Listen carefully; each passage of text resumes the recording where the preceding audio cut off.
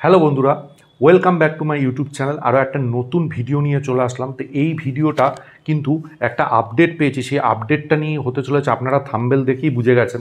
হ্যাঁ বন্ধুরা, সালমান খানকে নিয়ে বড় আপডেট এসছে, যেটা সাজিদ নাদিয়াদওয়ালা আজকে কিন্তু অফিসিয়ালি জানিয়ে দিয়েছেন। এই আপডেটটা হচ্ছে সালমান খান কিন্তু রিসেন্টলি সিকান্দারের শুটিং করছেন, যার কিন্তু আমরা একটা ফটো পেয়েছিলাম রিসেন্টলি। সেই ফটোটাও কিন্তু আমি শেয়ার করেছিলাম আপনাদের। এই ফটোটায় তিনি দেখানো হচ্ছিল তিনি জিম করছেন। সিকান্দারের যে একটা মানে অ্যাকশন বেস সিনেমা হতে চলে, সেটা কিন্তু এই ছবিটা দেখে বোঝা যাচ্ছিল। সেই সিকান্দারের সেট থেকেই কিন্তু সাজিদ নাদিয়াদওয়ালা একটা ছবি পোস্ট করেছেন, যে কিক টুরও ফটোশ্যুট সেই সেটের মধ্যেই চলছে, এবং কিক টুরও অ্যানাউন্সমেন্ট কিন্তু খুব শিগগিরই আসতে চলছে।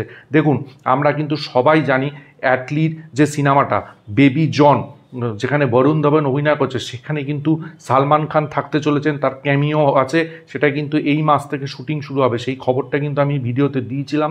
এবং সেই শুটিংটা কিন্তু শুরু হবে, এবং সিকান্দারেরও শুটিং করছেন, কিক টুরও ফটোশ্যুট করছেন। তো সালমান খানের কিন্তু পরপর বিগ বিগ সিনেমা আসতে চলছে, এবং সেটারই কিন্তু আভাস দিল। হয়তো দিওয়ালিতেই হয়তো কোনো অ্যানাউন্সমেন্ট আসতে পারে, সেটাও মনে হচ্ছে। এবার বেবি জনের যে ক্যামিও, সেখানে কি রোল থাকতে পারে সেটা এখনও আমরা পরিষ্কার না। আবার এই কিক টুতেও ভিলেন কে থাকতে পারে, সেটাও এখন একটা প্রশ্ন চিহ্নের মধ্যে রয়েছে। টাইগার শ্রফ কি থাকতে পারে কিক টুতে, সেটাও একটা কথা উঠে আসছে, সেটাও শোনা যাচ্ছে। দেখা যাক কি হয়। এবং যে অ্যাথলিট সিনেমাটা, যেখানে তিনি কামাল হাসানের সঙ্গে রোল করছেন, সেই সিনেমাটারও কিন্তু একটা হাইপ রয়েছে, একটা ক্রেজ কিন্তু রয়েছে বাজারে। সেটাও কিন্তু একটা ভাবতে হবে। এবং সালমান খান কিন্তু পরপর সিনেমা আনবেন, সেটা কিন্তু একদম পরিষ্কার।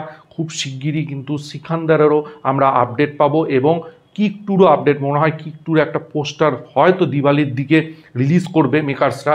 দেখা যাক, সিকান্দারেরও কিছু একটা প্রোমো টাইপ আসতে পারে, সেটাও আমি ভীষণ এক্সাইটেড সেই খবরটা পেল। তবে যে লুকটা দিয়েছে পেছন থেকে সালমান খানের, যে ফিগারটা দিয়েছে, ব্যাপক লাগছে, ব্যাপক। এবার দেখা যাক কি আসে, কি রিলেটেড নিউজ আসে।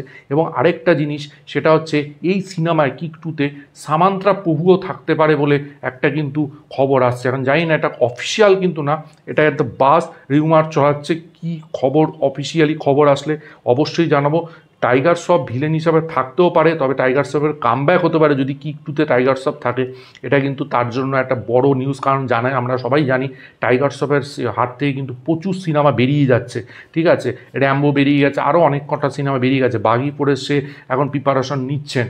তো জানি না এটা সত্যি কিনা, তবে সাউথের দিক দিয়ে কোনো অ্যাক্টারও থাকতে পারে এই সিনেমায়, সেটাও একটা পসিবিলিটি কিন্তু আছে। তবে কিক ফ্র্যাঞ্চাইজি কিন্তু বেশ পপুলার একটা ফ্র্যাঞ্চাইজি। আমার কিন্তু সিনেমাটা বেশ দারুণ লেগেছিল।